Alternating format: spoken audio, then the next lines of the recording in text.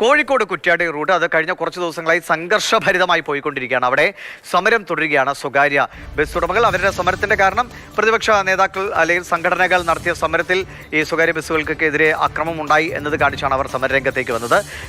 ഈ സ്വകാര്യ ബസ് ഉടമകളുടെയും ഒപ്പം തന്നെ യൂണിയൻ നേതാക്കളെയും ഒക്കെ DYSP ഇന്ന് ചർച്ചയ്ക്ക് വിളിച്ചിട്ടുണ്ട്. ഇന്ന് ഉച്ചയ്ക്ക് 12 മണിക്ക് ശേഷമാണ് ഈ യോഗം നടക്കുക. രാഹുൽ KV വിവരങ്ങളുമായിട്ടുണ്ട്. രാഹുൽ, ഇതിൻ്റെ ഒരു തുടക്കം എന്നത് സ്വകാര്യ ബസ്സുകളുടെ അതിവേഗം അത് ഒരു വിദ്യാർത്ഥിയുടെ ജീവൻ എടുക്കുന്ന സാഹചര്യം ഉണ്ടാകുന്നു. അതിനെതിരായ പ്രതിഷേധം അത് പലപ്പോഴും എന്താ പറയുക, അതിര് വിട്ടുപോകുന്ന നിലയും ഉണ്ടായി എന്നത് വാസ്തവമാണ്.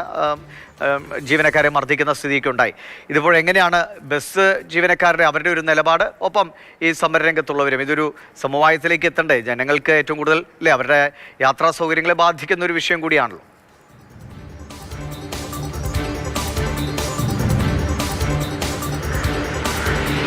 ദിവിഷ്, തീർച്ചയായും എല്ലാ തരത്തിലും യാത്രക്കാരെ സംബന്ധിച്ച് വലിയ ബുദ്ധിമുട്ടായിട്ടുണ്ട്. ബസ് തുടർച്ചയായി ദിവസങ്ങളായി ഇപ്പോൾ പണിമുടക്കിലാണ്. ഏതായാലും 12 മണിക്കാണ് DYSP വിളിച്ച യോഗം. ബസ് സർവീസ് ആരംഭിക്കില്ല, നടത്തില്ല എന്ന നിലപാടിൽ ഉറച്ചു നിൽക്കുകയാണ് ബസ് ഉടമകളും അതുപോലെ ജീവനക്കാരും ചെയ്യുന്നത്. കഴിഞ്ഞ ദിവസം RTO പങ്കെടുത്തുള്ള സർവകക്ഷി യോഗം ചേർന്നിരുന്നു. ഈ യോഗത്തിലാണ് ഇനി വഴിതടയൽ സമരം ഉണ്ടാകില്ല എന്ന് പ്രതിപക്ഷ യുവജന സംഘടനകൾ പ്രഖ്യാപിച്ചിരുന്നത്. തുടർന്ന് ഇന്ന് രാവിലെ മുതൽ ബസ് സർവീസ് പുനരാരംഭിക്കുമെന്നാണ് കരുതിയിരുന്നത്. പക്ഷേ തങ്ങളുടെ ഭാഗം കൃത്യമായി കേട്ടില്ല എന്നൊരു പരാതിയാണ് ബസ് ഉടമകൾക്കും ജീവനക്കാർക്കും ഉള്ളത്.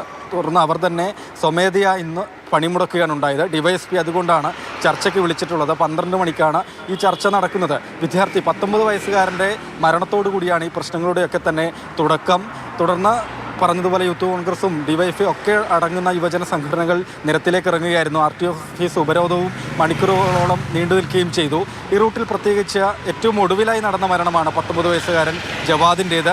നിരവധി ആളുകൾക്കാണ് സമീപ നാളുകളിൽ തന്നെ ജീവൻ നഷ്ടമായത്. ചെറുതും വലുതുമായ അപകടങ്ങൾ തുടർച്ചയായി സംഭവിച്ചതോടുകൂടിയാണ് ജനവികാരം ഇത്ര കണ്ട് ഉയരുകയും ചെയ്തത്. ഇതുതന്നെയായാലും 12 മണിക്ക് നടക്കുന്ന യോഗത്തിൽ സുപ്രധാന തീരുമാനങ്ങൾ ഉണ്ടാകും എന്നാണ് കരുതുന്നത്. ഏതായാലും RTO പങ്കെടുത്തുള്ള കഴിഞ്ഞ ദിവസത്തെ യോഗത്തിൽ സമരം അവസാനിപ്പിക്കാൻ യുവജന സംഘടനകളൊക്കെ തീരുമാനിച്ച് ഇന്ന് സർവീസ് പുനരാരംഭിക്കും എന്നാണ് കരുതിയതെങ്കിലും സ്വമേധയാ ബസ്സുകാർ സമരത്തിലേക്ക് പോവുകയാണ് ഉണ്ടായത്.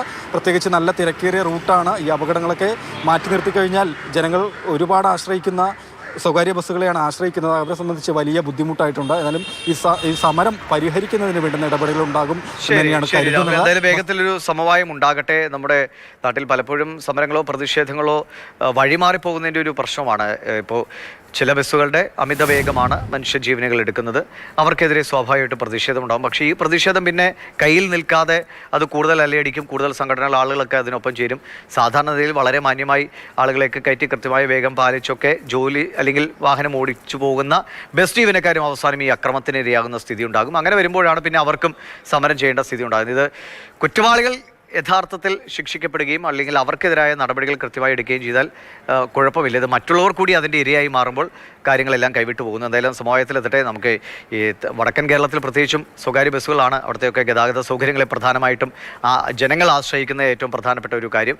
അതുകൊണ്ട് സമരം ഏറ്റവും അടിയന്തരമായി അവസാനിപ്പിക്കുക തന്നെയാണ് വേണ്ടത്. അതിനുള്ള ശ്രമങ്ങളാണ് ഇപ്പോൾ നടക്കുന്നത്. ഇനി